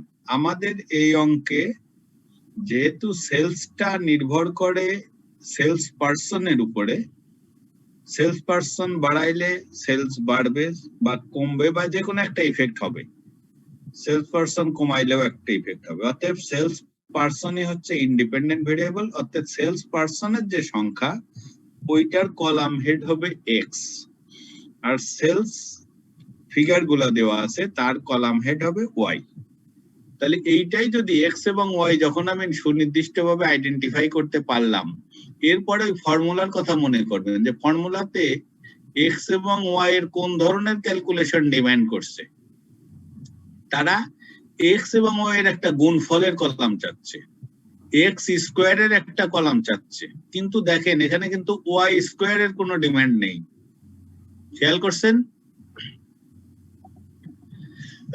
এখন আপনি যদি এইটা উল্টাই দেন, তাহলে দেখেন এই ওয়াই যদি ওখানে দেন আর এক্স যদি এখানে দেন, তাহলে এক্স স্কোয়ারের ওখানে হওয়ার কথা এইটার স্কোয়ারের যোগফল হয়ে যাবে, কিন্তু এইটার স্কোয়ারের যোগফল, অর্থাৎ পুরো অঙ্কটাই শেষ। সেই জন্যে আপনার এই ফর্মুলার দিকে তাকিয়ে ডিসিশন নিতে হবে যে আমার এক্স এর কলাম, ওয়াই এর কলাম তো বের করলাম, এর পরের কলাম গুলো কিসের কিসের হবে। একটা হবে এক্স আর ওয়াই এর গুণফলের কলাম, একটা হবে এক্স স্কোয়ারের কলাম। আর এক্স এর যোগফলটা বের করতে হবে, ওয়াই এর যোগফলটা বের করতে হবে, কারণ এই দুটো এখানে গুণ হবে, আর নিচেই এক্স এর যোগফল তার আবার স্কোয়ার করতে হবে। তার মানে এক্স এর যোগফলটা বের করবেন 79, ওয়াই এর যোগফলটা বের করবেন 1466, আর বের করবেন কি এক্স স্কোয়ার আর এক্স ওয়াই। এই যে এক্স স্কোয়ার আর এক্স ওয়াই, এক্স স্কোয়ার কিভাবে বের করবেন, এই যে এই প্রত্যেকটা ফিগারকে স্কোয়ার করে এখানে বসাবেন। আমি যা দেখাচ্ছি দেখা যাচ্ছে তো? জি স্যার যাচ্ছে। ওকে, তাহলে দেখেন 11 স্কোয়ার মানে 121, 12 স্কোয়ার 12 12 144, 18 স্কোয়ার 18 গুণ 18 324, 15 স্কোয়ার মানে 15 গুণ 15 225, 13 স্কোয়ার 169, 10 স্কোয়ার 10 গুণ 10 100। এইটার যোগফল বের করলাম 1083। আর পরের যে কলামটা আছে এটা হলো এক্স ওয়াই, এক্স এবং ওয়াই এর গুণফল। আবার এই যে এক্স স্কোয়ার বের করলেন, কেউ আবার ঝুঁকে পড়ে ওয়াই স্কোয়ারেরটা বের করেন না, কিন্তু তাইলে কিন্তু ওইটা শুধু শুধু সময় নষ্ট। হ্যাঁ, সময় এবং শ্রম নষ্ট হবে, ওইটার দরকার নাই। আপনি বের করবেন এরপরে ওই, সেই জন্যই বলি যে ফর্মুলাটার দিকে পড়ি যে ফর্মুলা কি ডিমান্ড করছে। ফর্মুলা ডিমান্ড করছে এক্স স্কোয়ারের কলাম আর এক্স ওয়াই এর কলাম। তাহলে এক্স এবং ওয়াই গুণ করতে হবে, 11 গুণ 236 এই যে 2596, 12 গুণ 234 2808, 18 গুণ 298 5364, লাস্টেরটা 10 গুণ 202, তাহলে এই যে 20 20। এইভাবে সব কয়টা করে যোগফল বের করবেন 19736। তাহলে 4টে যোগফল পেয়ে গেলেন। এখন এই বি এর ফর্মুলায় বসান, বসায় তখন সিম্পলিফাই করলাম, এটা বেরোলো 10.12। বি এর মান বের হয়ে গেল। এখন এর মান বের করতে গেলে আপনার এক্স এবং ওয়াই এর গড় মান লাগবে। দেখেন এক্স এবং ওয়াই এর যোগফল আপনার আছে, এক্স এর যোগফল কত 79, গড় বের করবো কিভাবে? যতগুলো ইয়া আছে হ্যাঁ, যতগুলো কয়টা 1 2 3 4 5 6, সেজন্যই দেখেন 6 দিয়ে ভাগ করেছি। X bar equal to 79/6 equal to 13.17। ঠিক একইভাবে ওয়াই বার ইকুয়াল টু এর যোগফল 1466 ডিভাইডেড বাই 6 244.31। যখন আমি এক্স বার, ওয়াই বার এবং বি এর মান পেলাম, এর মান ওই যে এর আগের স্লাইডে খেয়াল করছেন, এই যে এর মান এই ফর্মে এই জায়গায় বসিয়ে দেন। এই জায়গায় বসিয়ে কি পাচ্ছি, এ ইকুয়াল টু এর মান এই বি এর এটা কিসের মান, ওয়াই এর মান মাইনাস বি ইন্টু এক্স এর মান, সিম্পলিফাই করলে 111.05। তাহলে এর মান আর বি এর মান পেয়ে গেলেন। এখনো ওই যে ওখানে বসিয়ে দেন x ইকুয়াল টু, এই যে x equal to a plus bx, ওই জায়গায় বসাইলে কি হবে, y ইকুয়াল টু এর মান প্লাস বি এর মান ইন্টু x, অর্থাৎ 111.05 যোগ 10.12 ইন্টু x। এইটাই হলো আমার রিগ্রেশন লাইনের equation or the least square regression line, যেটাই ইচ্ছা বলবেন। অথবা আপনার কাছে চাইছে কি, এই যে linear equation, required linear equation, যার যেরকম ভালো লাগে সেইভাবে বলবেন, তবে সামঞ্জস্যপূর্ণ কথাবার্তা যেন হয়। আবার এমন কিছু বলেন না যে লিনিয়ার বোঝায় না বা রিগ্রেশন ইকুয়েশন বোঝায় না, এরকম কিছু যেন লিখে না ফেলেন। তাহলে প্রথম পার্ট, যেটা সবচেয়ে ঝামেলার পার্ট, বড় অংশ, সেটা শেষ। ক্লিয়ার? এই পর্যন্ত কারোর কোনো প্রশ্ন আছে?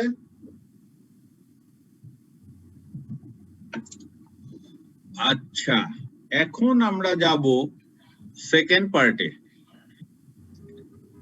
সেকেন্ড পার্টে কি ছিল, এ নাম্বারে ছিল যে যদি সেলস পারসন 14 জন হয়, সেলস পারসন মানে কিসের মান, এক্স এর না ওয়াই এর?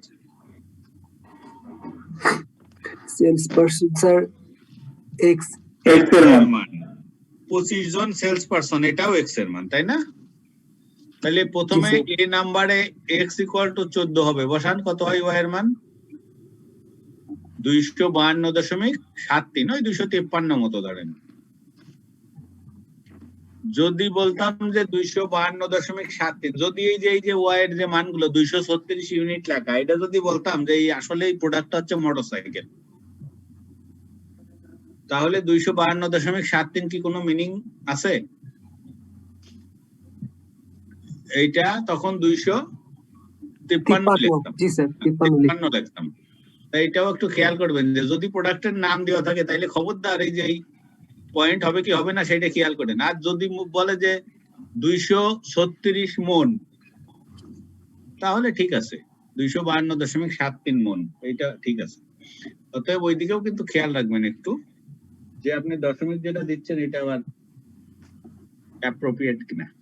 তাহলে যখন এক্স এর মান 14, তখন ওয়াই এর মান, অর্থাৎ যখন সেলস পারসন 14 জন হবে, জি স্যার, তখন আমার বিক্রি হলো 252.73 ইউনিট। এখন এখানে একটু তাকান, দেখেন 15 জন যখন ছিল তখন বিক্রি কত হয়েছে, 250, 250, আর 18 জনে 298, 12 জনে 234, দেখেন 14 জনে কিন্তু 250 এর চেয়ে একটু বেশি হয়ে গেল, তাই না? জি স্যার, তবুও কিন্তু এইটা এটা ঠিক স্যার, জি স্যার। কারণ হচ্ছে আমরা যে স্ট্রেট লাইনটা আপনাদের বইতে খেয়াল করবেন, দেখেন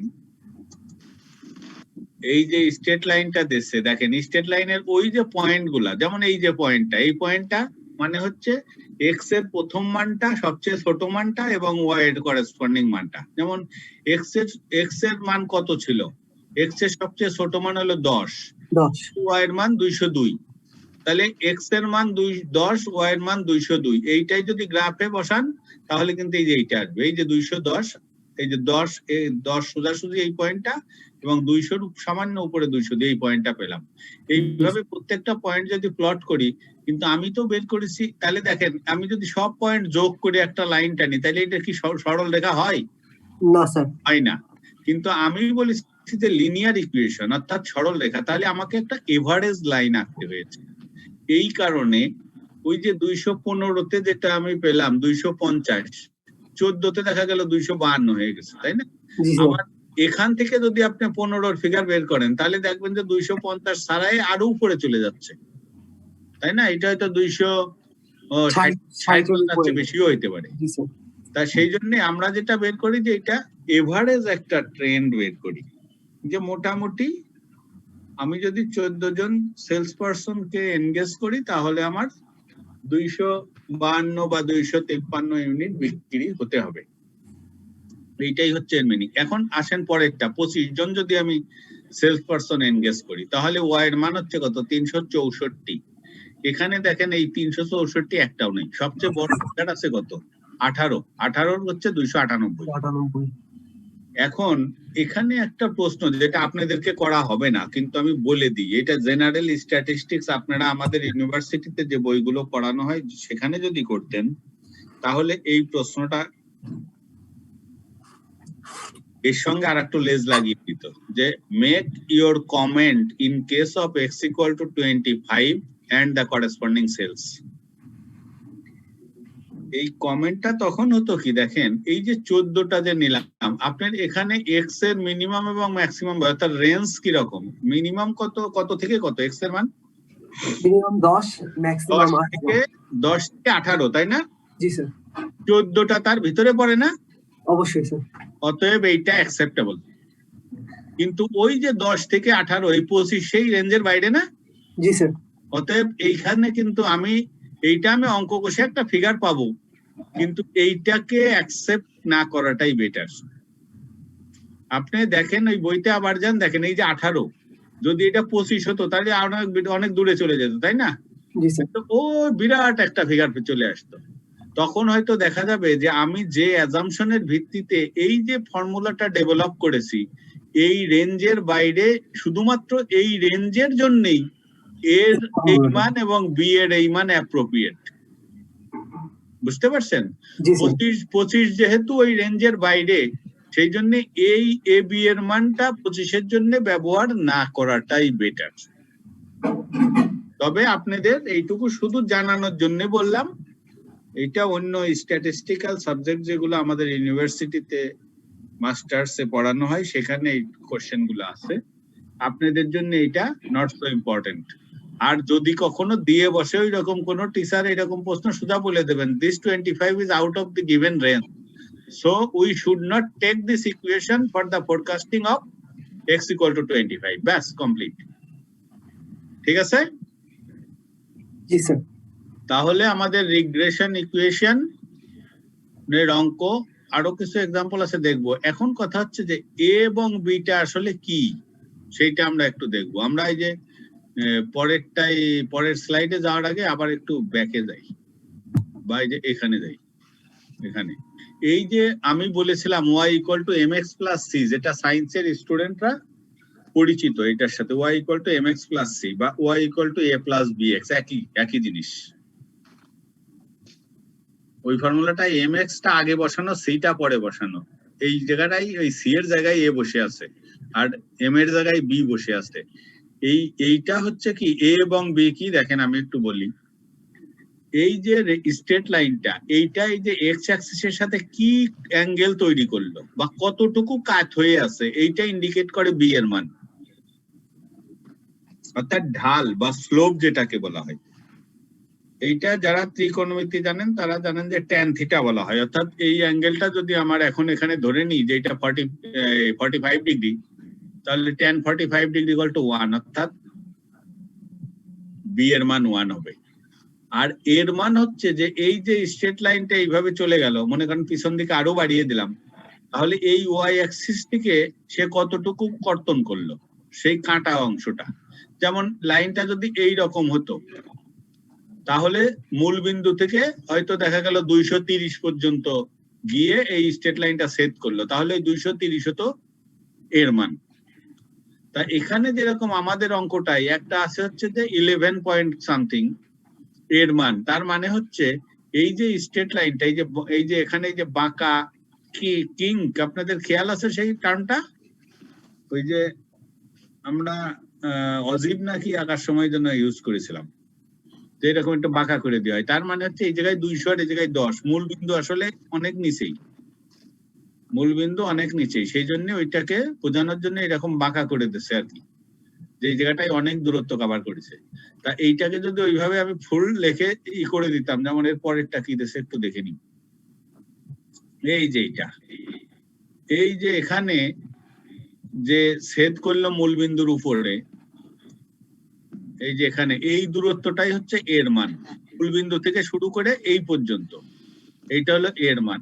আর বি এর মানটা হলো এর ঢালটা। এই যে আমার এ এবং বি এর মান দেওয়া, এর মান হচ্ছে 111.05, তার মানে হচ্ছে মূল বিন্দু থেকে একদম 111 পর্যন্ত এটা সেট করি। তা এই জিনিসটা আপনাদের একটু ক্লিয়ার, এবং এইটা আমি এখানে ব্যাখ্যাটা করে দেওয়া আছে। তার মানে হচ্ছে আপনি দেখেন, আমি এখানে আর একটু যাই, এই যে এখানে যে অঙ্কটা আমরা করলাম, যদি আমি কোনো সেলস পারসন এনগেজ না করি তাহলে আমার সেলস হবে না? কি বলেন? আমি সেলস পারসন এনগেজ না করা মানে কি? এক্স এর মান কত? X সমান 0 মান 0, এক্স এর মান 0, তাই এক্স এর মান 0 বসাইলে ওয়াই এর মান কত হবে? এই যে 111 111.05। তার মানে হচ্ছে যে আমি যদি কোনো সেলস পারসন নাও দিই তবু আমার 111 ইউনিট বিক্রি হবে। তাহলে এ আসলে কি জিনিস বুঝতে পারছেন তো? এর মানই তো 111.05 এইটা। তাহলে এ হচ্ছে, এখানে এ আর বি বলতে কি বোঝাচ্ছে? এ বোঝাচ্ছে যে without depending on the independent variable, the value of dependent variable will be a। আর এই যে 10.12 এক্স এর সঙ্গে গুণের সম্পর্কে যেটা, এইটা কি? এইটা আমি বললাম স্লোপ বা ঢাল। এইটা আসলে ইন্ডিকেট করে যে প্রতি একজন সেলস পারসন যদি আমি বাড়াই তাহলে 10.12 ইউনিট করে আমার সেলস বাড়বে। বোঝা গেল? জি স্যার। মনে করেন আমি বললাম যে এক্স এর মান যদি 0 হয়, অর্থাৎ আমি কোনো সেলস পারসন এনগেজ করলাম না, তাহলে হচ্ছে 111.05। যদি একজন সেলস পারসন এনগেজ করি তাহলে কত হবে? কোন আসছে একটু মিউট করে নেন। যদি একজন সেলস পারসন এনগেজ করি তাহলে এটার কত হবে? এই 111.05 এর সাথে যোগ হবে কত? 10.12, তাই না? 10.12। যদি 2জন সেলস পারসন এনগেজ করি কত যোগ হবে? 2.24 দুটো 10.12, তাই না? 2 দিয়ে গুণ হবে। হ্যাঁ, 2 দিয়ে গুণ, মানে দুটো 10.12, তাই তো? তিনজন সেলস পারসন হইলে 3 গুণ, 4 জন হইলে 4 গুণ। তার মানে হচ্ছে এই যে 10.12 এটা আসলে একজন সেলস পারসন বাড়াইলে কতটুকু সেলস বাড়বে সেইটা ইন্ডিকেট করে। ঠিক আছে? আশা করি সবার কাছে এটা পরিষ্কার। এই প্রসঙ্গে আরেকটা বিষয় উল্লেখ করি, সেটা হচ্ছে কস্টের ফাংশনটা। আমরা জানি total cost equal to fixed cost plus variable cost. ঠিক এই ফর্মুলাই এক্স হচ্ছে এই ওয়াই হচ্ছে টোটাল কস্ট, এ হচ্ছে ফিক্সড কস্ট, আর 10/bx হচ্ছে টোটাল ভেরিয়েবল কস্ট। অর্থাৎ আর এই যে বি হচ্ছে ভেরিয়েবল কস্ট পার ইউনিট। আপনাদের এটার সাথে পরিচিতি আছে কিনা অনেকে থাকতে পারে, যে প্রতি ইউনিট প্রোডাকশনের জন্য যেটুকু ভেরিয়েবল কস্ট বাড়বে সেটা হচ্ছে এই যে এইটা। আর যদি আমার কোনো প্রোডাকশন না থাকে, অর্থাৎ এক্স এর মান যদি 0 হয়, তাহলেও আমার একটা কস্ট থাকবে, এটা থেকে পরিত্রাণ নাই। সেটাই তো ফিক্সড কস্ট, তাই না? এই 111.05। তাহলে বুঝতে পারছেন যে এটা কস্টিং এর ক্ষেত্রে এই ধরনের ইকুয়েশন আসবে, সেগুলো ভবিষ্যতে যদি নজরে পড়ে সেগুলো এইভাবে ব্যাখ্যা করবেন। আমরা এখন পরের স্লাইডে যাই। আইসিএম তে কি আছেন?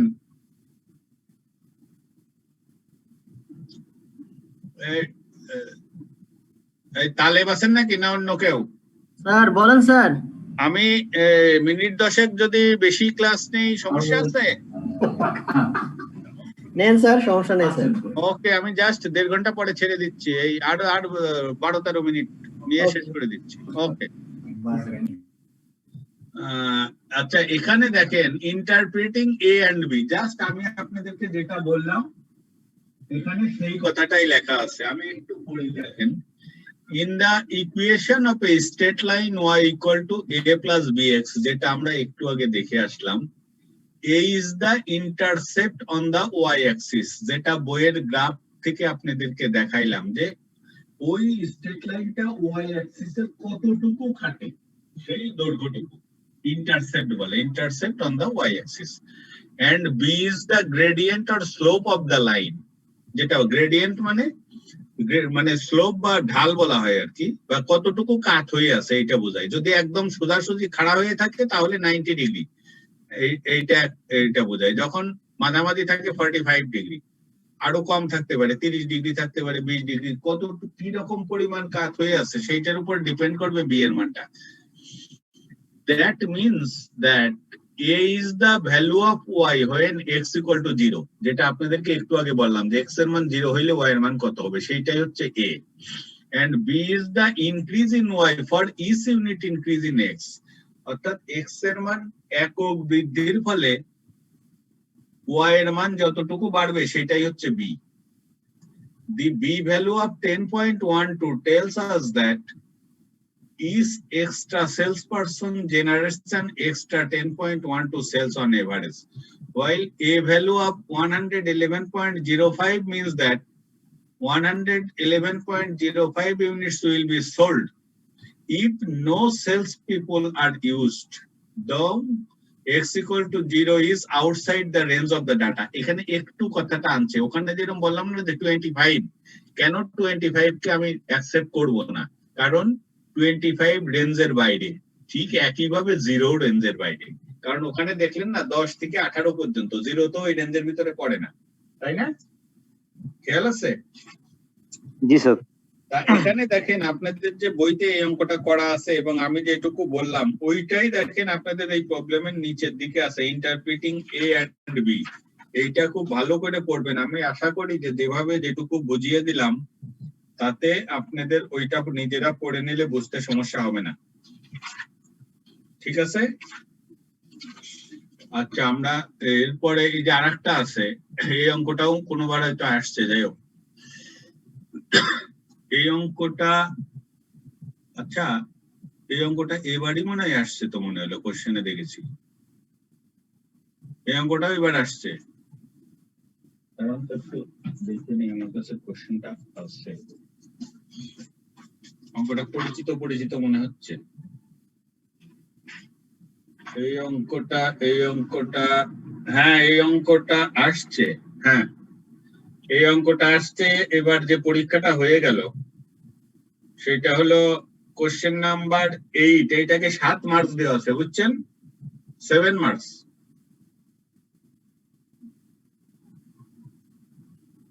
এখানে ওই একইভাবে চাইছে ডিটারমাইন দ্য রিগ্রেশন ইকুয়েশন, এখানে রিগ্রেশন, এখানে সি, ঠিক এই অঙ্কটাই একদম হুবহু উঠানো। তাহলে এখানে দেখেন এই অঙ্কটা একটু পড়ি। ব্র্যাডফোর্ড ইলেকট্রিক ইলুমিনেটিং কোম্পানি, এইসব নাম কঠিন নাম দিলেও এগুলো দেখে আপনাদের ঘাবড়ানোর কারণ নেই। সোজা কথা, একটা company is studying the relationship between kilowatt hours in thousands used and the number of rooms in a private single family residence. তার মানে হচ্ছে একটা পরিবারের লাইটের চাহিদা মেটানোর জন্য যে ইলেকট্রিসিটি কনজাম্পশন হয় সেইটার একটা স্ট্যাটিস্টিক্স এখানে দেশে। তারা 10টা, এ র্যান্ডম স্যাম্পল অফ 10 হোম, 10টা বাড়িতে এই তথ্যটা কালেক্ট করলো। কি করলো? যেখানে 10টা বাড়ির ভিতর একটা বাড়িতে রুমের সংখ্যা হলো 12টা, সেখানে দেখা গেল যে ইলেকট্রিসিটি কনজাম্পশন হচ্ছে 9000 কিলোওয়াট আওয়ার। যেখানে রুম 9টা সেখানে 7000, যেখানে 14টা সেখানে 10000, যেখানে 6টা 5000, যেখানে 8টা সেখানে 6000, যেখানে 10টা সেখানে 8000, এইভাবে 10টা ফ্যামিলির, এখানে 5টা এখানে 5টা, তাদের ইলেকট্রিসিটির কনজাম্পশন দিয়ে দিল।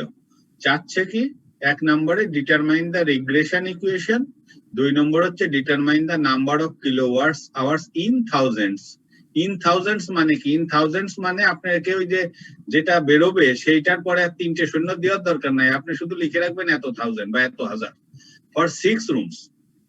এই যে 6 রুমের কিন্তু একটা দেওয়া আছে 5, কিন্তু আপনার কাছে এই 5 চাচ্ছে না, আপনার কাছে চাচ্ছে যে ওই ইকুয়েশন বের করে ওখান থেকে 6 রুমেরটা বের করেন, বের করে দেখেন যে এর কাছাকাছি হয় কিনা। তাহলে এই অঙ্কটা কিভাবে করবো? এখানে ডিপেন্ডেন্ট কোনটা, ইন্ডিপেন্ডেন্ট কোনটা?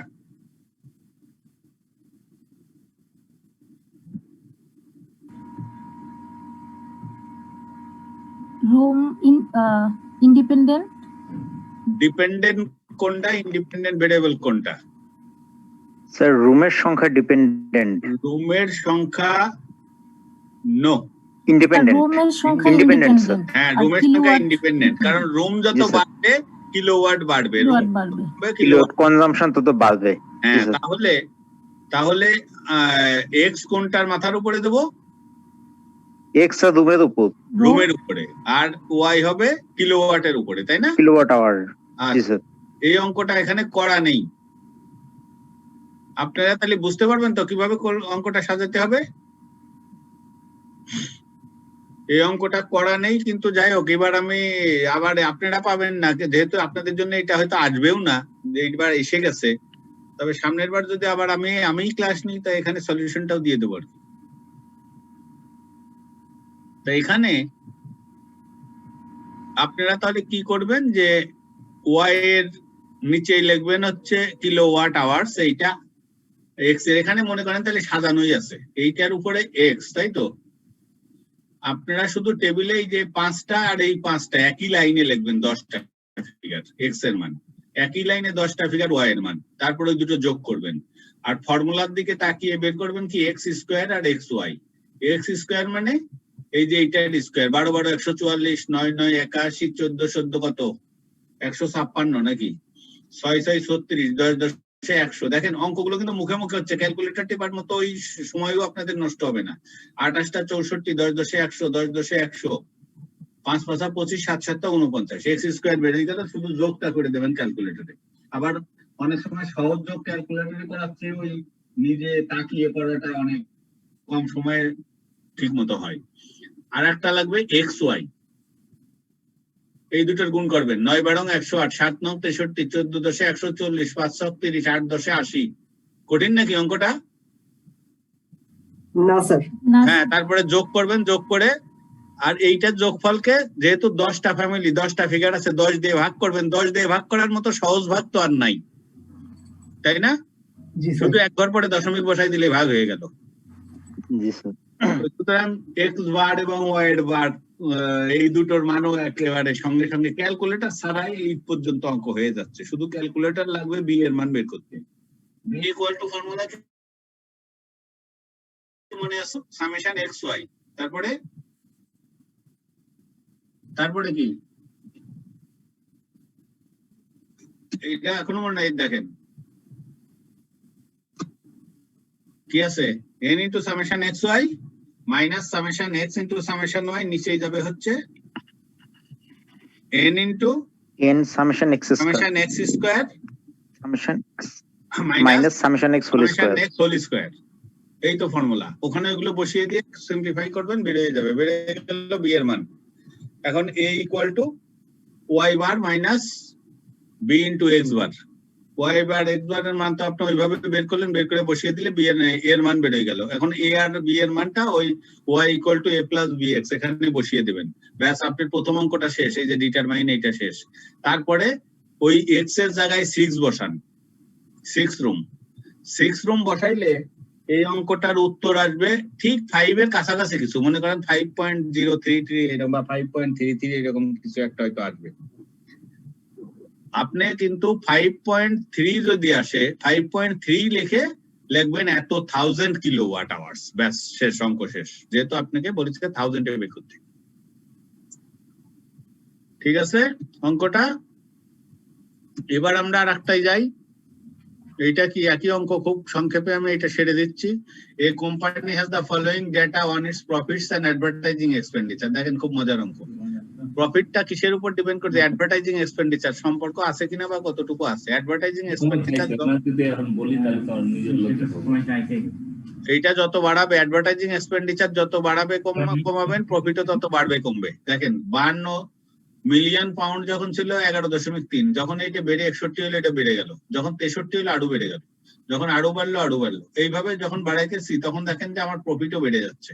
তার মানে বোঝা যাচ্ছে যে একটা কোরিলেশন আছে, যেটা যে কোরিলেশন কোএফিসিয়েন্ট কিন্তু এখান থেকে বের করা যায়।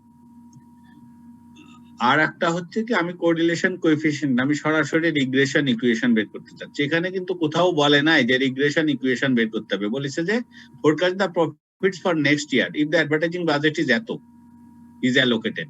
আপনার এখানে প্রথম কাজ হবে ইকুয়েশন বের করে নেওয়া। তাহলে এখানে এক্স কোনটা আর ওয়াই কোনটা? যেহেতু প্রফিট নির্ভর করতেছে এক্সপেন্ডিচারের উপরে, এক্সপেন্ডিচার হলো এক্স নাকি এক্স, আর প্রফিটটা হলো ওয়াই। তার মানে আপনি এইটাকে ফার্স্ট কলাম হিসাবে নিয়ে যাবেন আর এইটাকে সেকেন্ড কলাম হিসাবে নিয়ে যাবেন। দেখেন এই যে পরেরটাই, এটাই দেখেন সে এই যে অ্যাডভার্টাইজিং এক্সপেন্ডিচার সেটা হচ্ছে এক্স, ওয়াই যাচ্ছে হচ্ছে আমার প্রফিট। তাহলে ফর্মুলা অনুযায়ী এক্স স্কোয়ার এক্স ওয়াই বের করলাম, করে বি এর মান বের করলাম 18.67, এক্স বার বের করলাম, এইটাকে কয়টা ফিগার আছে 3 3 6টা 6 দিয়ে ভাগ করলাম, ওয়াই কেও যোগফলকে 6 দিয়ে ভাগ করলাম, করে এর মানটা বেড়ে গেল 1.56। তারপরে ওই 1.56 আর এ আর বি এর মান বসিয়ে দিলাম, এইটা হলো আমার ইকুয়েশন বেড়ে গেল। এখন বলছে যে 8 লক্ষ পাউন্ড যদি অ্যাডভার্টাইজিং এক্সপেন্ডিচার হয়, এখানে কিন্তু সাবধান হবেন। 8 লেখে 5টা শূন্য দেছে, কিন্তু আপনার এখানে ফিগার কিন্তু এই জায়গায় লেখছে মিলিয়ন, কিন্তু শূন্যর কোনো কারবার নেই। কিন্তু এখন মিলিয়ন মানে কি সেটা কিন্তু জানতে হবে। 1 মিলিয়ন মানে কি? 1 লেখে কয়টা শূন্য? 1 লেখে 6টা শূন্য হচ্ছে 1 মিলিয়ন। তাই এখানে শূন্য আছে 5টা, এখান থেকে 6 ঘর চলে যান, 3 3 6 ঘর গেলে 8 এর আগে চলে যেতে হয়। এই যে 8 এর আগে, সেই জন্য দশমিক দিয়ে মিলিয়ন বানাই নিল এটা। তার মানে এই যে 8 লক্ষ pound equal to 0.8 million pound. 8 লক্ষ পাউন্ড মানে 0.8 মিলিয়ন পাউন্ড। সেই জন্য এখানে 0.8 বসাইলো। আর এই জায়গাটায় মনে হয় কোনো একবার অঙ্কটা আসছিল, আমি তখন দেখেছি অনেক স্টুডেন্ট এই জায়গাটায় 8 লক্ষ বসিয়ে দিয়েছে। পুরা অঙ্কটা ভালো মতো করে আসে এই জায়গায় এসে একদম শেষ করে দিল। এই জায়গায় হবে 0.8 এবং অ্যান্সার হবে 16.496। এত প্রফিট হবে, প্রফিট। এখন প্রফিটটা হলো 16.492 কতর জন্য? 0.8 মিলিয়নের জন্য। দেখেন এখানে যান, 0.8 মিলিয়ন যদি আমার হয়, তাহলে এখানে 0.8টা কিন্তু আউট অফ রেঞ্জ, তাতে আপনার দরকার নেই, যেহেতু আপনার কাছে এটা চাচ্ছে না। তাহলে 0.8 এর অ্যান্সার প্রফিটটা হবে 15, সবচেয়ে বেশি আছে এখানে 15.2। স্যার সময় তো শেষ, স্যার 10 মিনিট। হ্যাঁ এখনই শেষ, এবং 16.49 দেখেন। আচ্ছা ঠিক আছে, আমি নেক্সট ক্লাসে আমি এইটা আর এক সামান্য একটু দেখে এই চ্যাপ্টার শেষ করে দেবো, শেষ করে দিয়ে ফোরকাস্টিং ধরবো এর পরে। সবাই ভালো থাকেন। আজকে আমার কারণে একটু বেশি রাত্রি হয়ে গেল, আবার আমাদের আলোচনা হবে নেক্সট ক্লাসে। সবাইকে ধন্যবাদ।